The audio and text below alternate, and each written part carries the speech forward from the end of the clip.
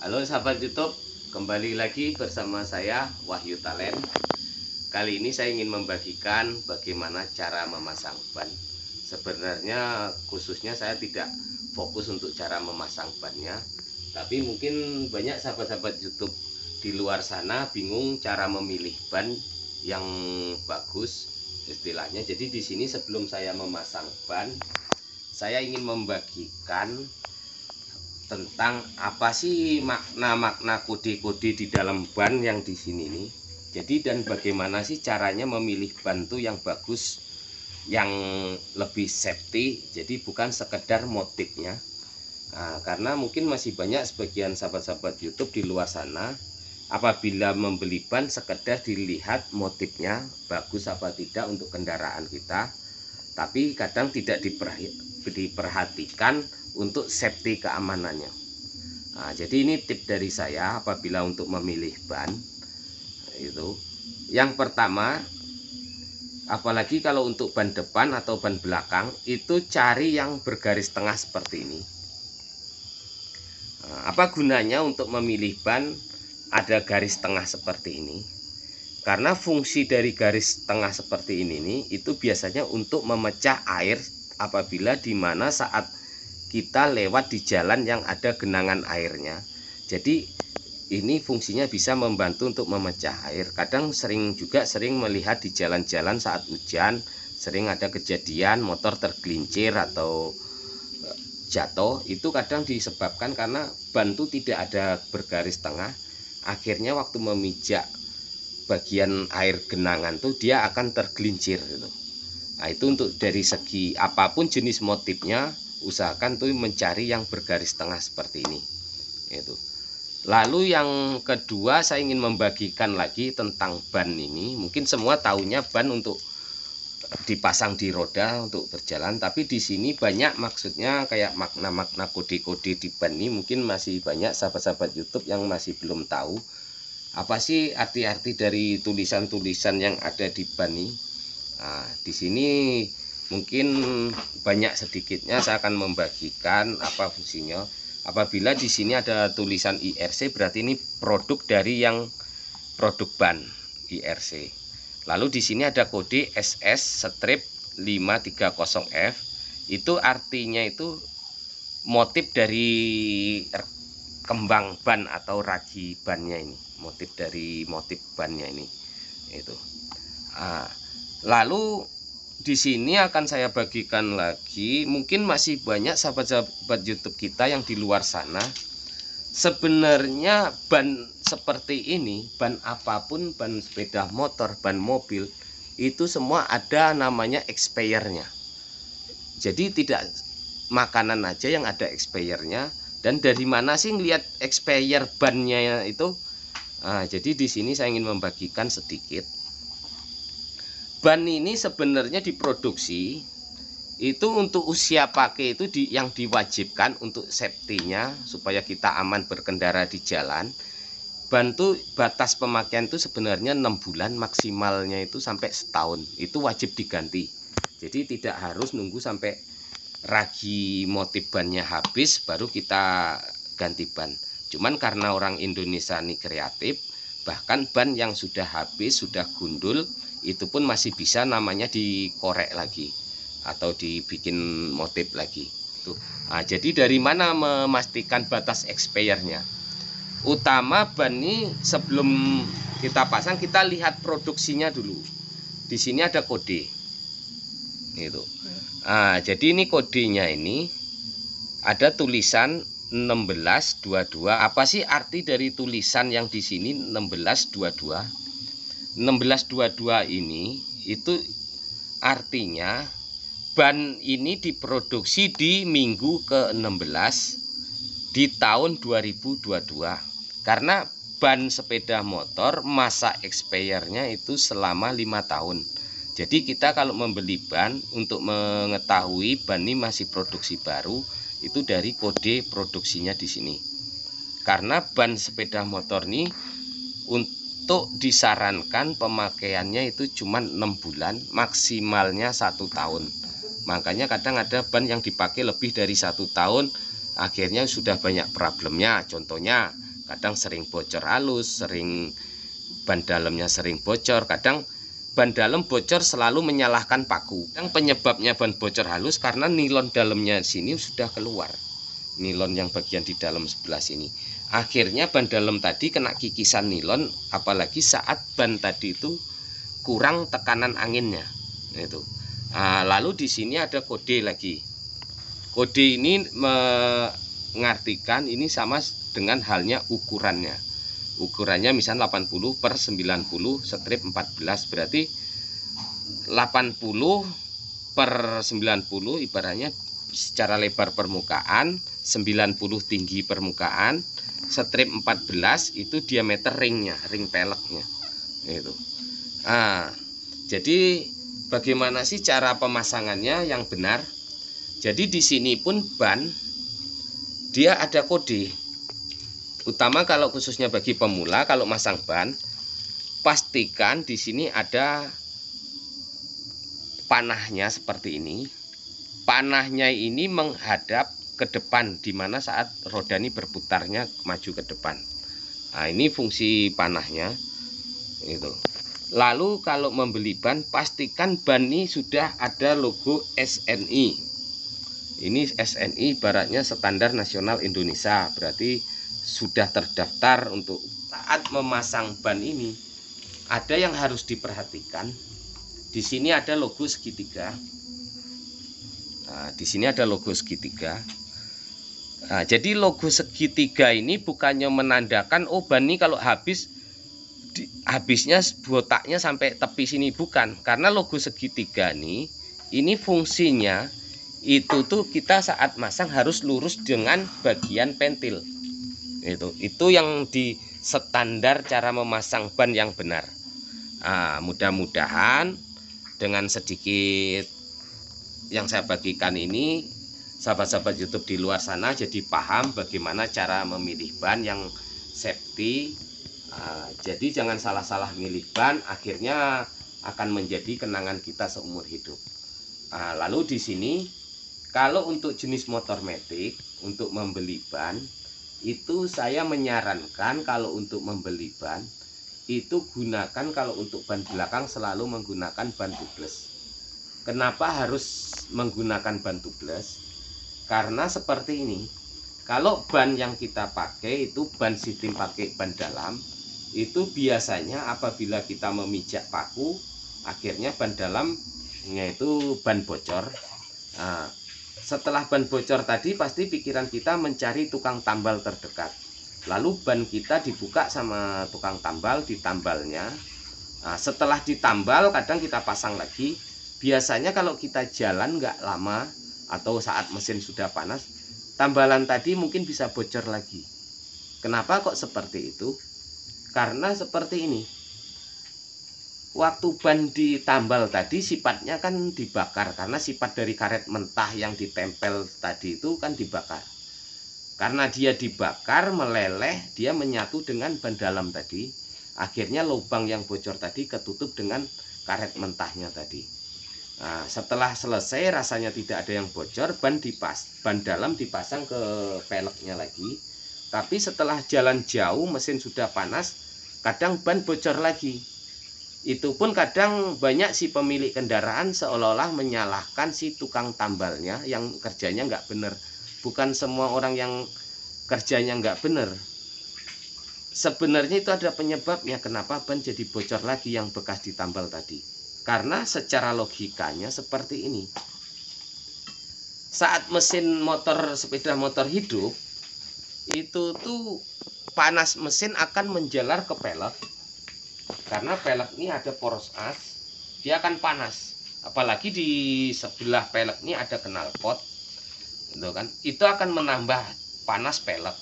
Karena pelek ini panas, tambalan ban yang dengan cara dibakar tadi, dia akan melunak lagi, akan empuk lagi, akhirnya akan meleleh lagi. Itulah yang akan menyebabkan dia bocor lagi, karena bocornya ada tekanan udara di dalam ban dalam, tambah lagi dengan tekanan beban sepeda motor, yang tambah lagi dengan tekanan si pengendara. Misalkan si pengendara berat badannya 100 kilo atau 50 kilo. akhirnya udara yang di dalam ban dalam tadi dia akan membuat suatu dorongan, akhirnya akan bocor lagi dari yang bekas tambalan tadi. Oke, jadi cuman segitu aja yang bisa saya bagikan. Jadi untuk sahabat-sahabat YouTube di luar sana, kalau untuk mengganti ban sepeda motor, saya sarankan seperti yang saya bagikan tadi, bagaimana memilih ban supaya kita dapat ban yang benar-benar masih baru produksinya. Kebetulan di sini saya pakai ban yang keluaran dari IRC, karena di sini saya bukannya promosi produk ban IRC, karena untuk kualitas ban IRC sudah cukup handal, cukup bagus. Apalagi membeli ban, kita juga harus tahu kompon ban ini mana yang kompon ban basah, mana kompon ban kering. Kita juga harus lebih jeli cara membedakan.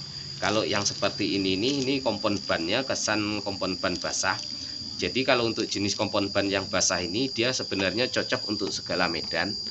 Itu mau jalan berkerekel, mau jalan tanah, mau jalan aspal. Bahkan mungkin sahabat-sahabat YouTube yang di luar sana pun masih belum tahu tentang aspal, jenis-jenis aspal. Kadang ada jenis aspal namanya aspal koral, ada juga aspal hot mix. Mungkin banyak yang nggak kepikiran sampai ke sana. Jadi mudah-mudahan dengan penjelasan yang dikit ini mudah dipahami, dan saya cuma hanya membagikan bagaimana memilih sesuatu yang aman atau yang safety untuk pada diri kita. Mudah-mudahan apa yang saya bagikan bisa bermanfaat. Oke sahabat YouTube, jadi setelah saya bagikan penjelasan dikit tadi, mudah-mudahan bermanfaat. Dan sekarang saya ingin membagikan bagaimana cara memasang ban ini ke pelek supaya pelek tidak lecet. Jadi ikuti terus video ini. Nah sekarang kita akan memasang ban ini ke peleknya. Oke, lanjut kita kerjakan. Jadi di sini yang pertama saya menyediakan alas nanya saat buka ban supaya nanti cat di pelek nggak rusak atau gimana. Nah itu pastikan untuk yang bagian sebelah tromol ini kita letak di bawah seperti ini. Oke sahabat YouTube, jadi di sini karena untuk membuka ban ini saya tidak perlu dengan pencongkel yang lebar, ini cukup hasil bikinan sendiri untuk pencongkelnya. Jadi udah didesainnya seperti ini supaya memudahkan kita untuk membuka ban. Oke, lalu kertas ini gunanya kita saat buka ban supaya di bibir pelek ini nanti tidak gores, tidak lecet. Karena saya membagikan dengan cara, mungkin di luar sana masih banyak sahabat-sahabat YouTube kita yang cara membuka bannya masih secara manual. Jadi saya membagikan dengan cara manual. Nah, jadi seperti ini. Pastikan yang ada pentil bagian di sini. Ini ban sudah dikempesin semua. Lalu ini kita tekan habis ke dalam. Setelah ban dalamnya kita tekan ke dalam seperti ini, di sini kita tekan supaya dia molor ke bagian sebelah sini. Lalu setelah itu kita ambil penyongkelnya, kita ngambil nyongkel pertamanya dari arah pentil, tapi usahakan jangan pas lurus di pentil, tapi di sampingnya pentil seperti ini. Nah, lalu untuk supaya peleknya tidak lecet, ini kertas ini kita sobek, kita alaskan ke bagian sini. Nah, seperti ini. Nah, seperti ini jadinya. Nah, jadi di sini nggak ada goresan. Nah, lalu tinggal congkelan yang kedua, ini pun kita samakan seperti ini. Nah, ini kita ganjel kertas seperti ini. Nah, ini pastikan ini kita tekan ke depan seperti ini. Nah, ini khususnya saya bagikan untuk pemula. Mungkin bagi yang sudah senior di sana, buka ban ini sambil merem juga selesai. Nah, setelah itu ini kita geser seperti ini. Kadang kalau ditarik dia akan menimbulkan goresan. Nah, setelah itu seperti biasa ini kita lepas. Ini juga bisa kita tahan dengan tangan atau dengan kaki seperti ini. Nah, ini kita masukkan lagi. Lalu kita ganjel lagi di sini. Nah, seperti ini. Nah, kita merengkan seperti ini. Jadi sangat simpel, tidak harus keluar tenaga. Nah, lalu kita ambil lagi seperti ini. Oke, mudah-mudahan ini bisa dipahami. Apalagi khususnya untuk pemula, bingung mau usaha apa, mungkin mau usaha buka tambal ban, tapi nggak tahu cara buka bannya. Nah, mudah-mudahan ini bisa membantu. setelah rasanya terbuka seperti ini, biasanya cukup kita tarik seperti ini. Jadi apabila caranya sudah benar, sebenarnya ini tidak ada yang sulit. Nah, seperti ini. Setelah itu langsung kita keluarkan ban dalamnya seperti ini. Nah, kita keluarkan ban dalam. Lalu untuk lepas ini pun kita tidak perlu main congkel. Jadi ini pastikan yang kalau seperti ini ke bawah, pastikan bibir ban ini ke tengah-tengah legokan dari pelek seperti ini. Nah, kalau udah pas ke tengah-tengah legokan pelek seperti ini, dia cukup diginikan aja. Ini dorong dengan jempol, lalu kita tekan seperti ini. Nah, itu sudah keluar ya. Nah, jadi praktis, tidak harus keluar tenaga. Oke. Nah, langsung kita pasang ban yang barunya. Buat YouTube, jadi setelah ban lamanya kita lepas, padahal ini bannya masih bagus, raginya masih tebel. Jadi karena konsumen saya ini dia taat dengan apa seperti ini, ban ini sudah habis masa pemakaiannya 6 bulan pakai, jadi langsung diminta tukar baru lagi. Nah, karena di sini kalau ban sudah 6 bulan pakai umumnya, apalagi ini jenisnya FDR, ini di sini udah membengkak-bengkak nih. Ini mungkin nampak kalau dari sisi apa ini udah gelombang-gelombang. Itu sama halnya dengan ban ini sebenarnya sudah expire dalam pemakaian. Nah, jadi dia minta untuk diganti. Oke. Lalu tahap awal di sini untuk pemasangan ban, apalagi untuk jenis ban tubeless, biasanya kalau di sini saya menggunakan air sabun atau pakai sabun.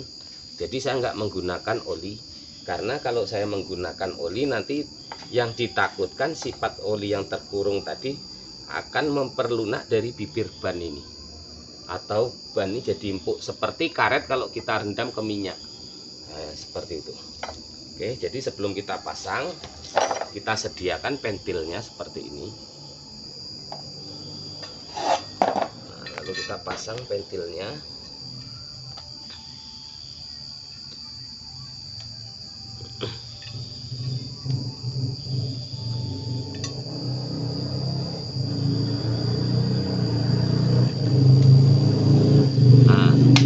Biasanya kalau untuk jenis pelek-pelek motor-motor seperti ini kayak Mio J apa Honda Beat lama yang belum tubeless, biasanya lubang pentil tubelessnya kecil. Jadi biasanya kalau di pasaran dia orang menjual pentilnya cukup yang seperti ini. Nah, itu. Nah, pentil yang seperti ini kadang yang jadi kendala. Di sini kalau kita pasang karetnya supaya tidak bocor. Nah, dia kurang panjang jaraknya, jadi murnya susah untuk dieratkan atau dikencangkan.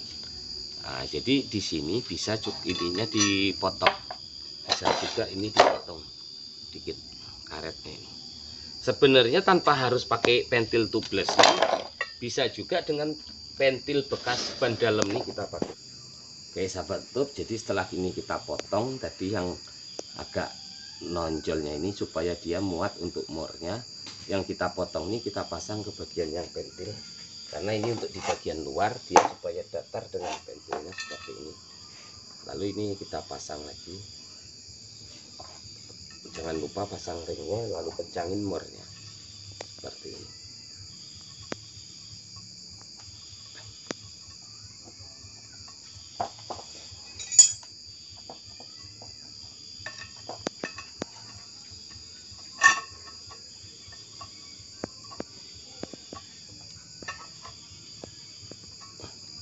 Oke, setelah terpasang pastikan saat ngenceng ini dibikin kencang supaya nanti tidak ada kebocoran dari selah karetnya tadi.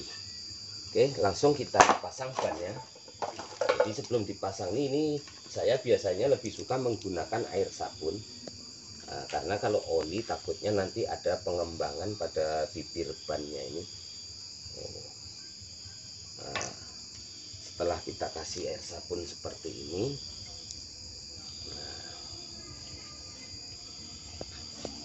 gunanya air sabun ini supaya dia licin, jadi nanti masuknya pun enak. Nah, pastikan saat masang ban tanda panahnya ini tidak salah apabila ban ini muternya ke depan. Jadi ini panahnya pastikan dia ke depan seperti ini. Jadi saat untuk masang, usahakan jangan masangnya peleknya ini di sebelah kanan kita.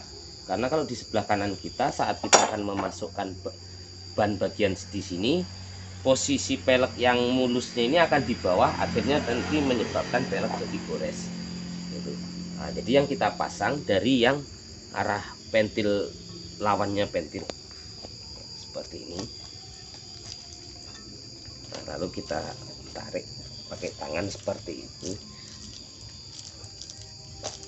Nah, kalau rasanya keras baru bisa dibantu dengan alat congkel.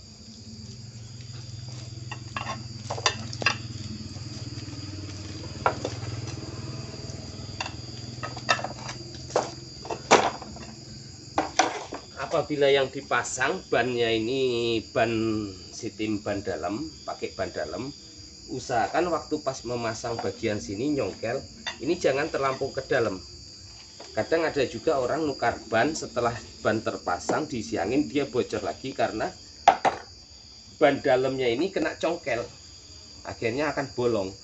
Jadi cukup ngambilnya dikit tipis di bibir bannya seperti ini. Nah, lalu cara memasangnya, pastikan lagi saat masang ambil dari lawan pentilnya seperti ini. Nah,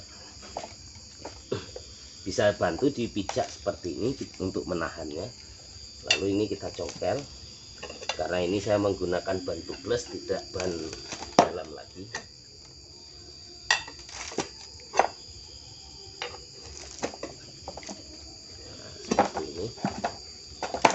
Karena kalau saat masang tidak perlu dialas pun nggak jadi masalah, karena dia tidak menggores di bagian yang berkena cat. Nah, seperti ini.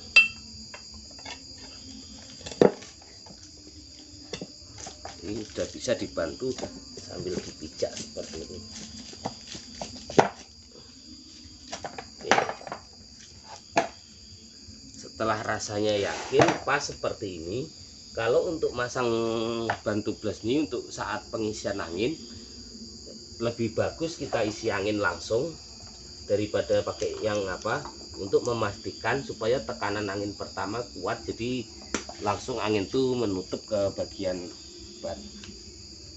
Oke sahabat YouTube, jadi sebelum ngisi angin ban ini pastikan, kalau untuk pengalaman saya membagikan, kadang ada juga ngisi angin ban ini langsung dengan kepala angin seperti ini. Kadang anginnya nggak masuk-masuk, lebih banyak yang keluar lewat sisi-sisi pelek seperti ini. Jadi di sini saya buka pentilnya terlebih dahulu seperti ini. Setelah saya buka pentilnya seperti ini, saya cari selang seperti ini. Nah, ini selang ini saya masukkan ke pentilnya. Gunanya selang ini saya masukkan seperti ini.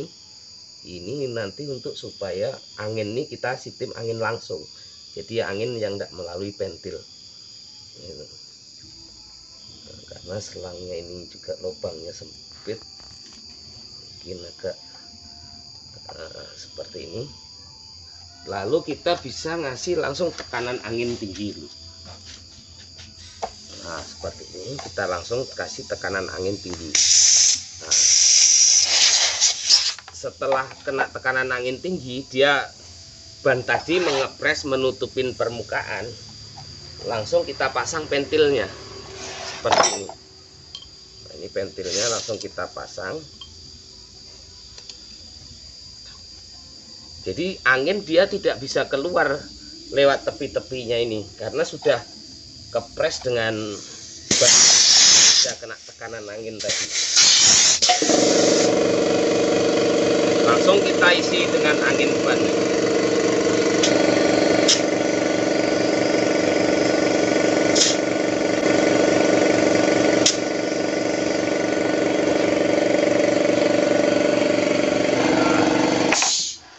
Jadi pastikan garisnya ini keluar rata semua seperti ini. Apabila garisnya tidak keluar rata, biasanya nanti akan terjadi ban ini kita pakai-pakai dia terasa oleng. Lalu kita pastikan anginnya kita tambah lagi keras. Oke, setelah itu karena saya menggunakan air sabun, jadi bisa untuk memastikan pentil ini bocor atau tidak. Kalau dia keluar gelembung berarti pentil ini ada kebocoran. Jadi karena di sini tidak ada gelembungnya, berarti dia aman. Nah, seperti itu. Lalu kita pastikan sekeliling ban ini kita kasih air sabun untuk memastikan ban baru ini ada yang bocor atau tidak. Nah, jadi itu fungsi gunanya saya lebih suka menggunakan air sabun. Nah, setelah rasanya tidak ada gelembung, berarti tandanya ban ini sudah aman, sudah tidak ada yang bocor. Nah, seperti ini. Lalu kita lepas stempelnya ini.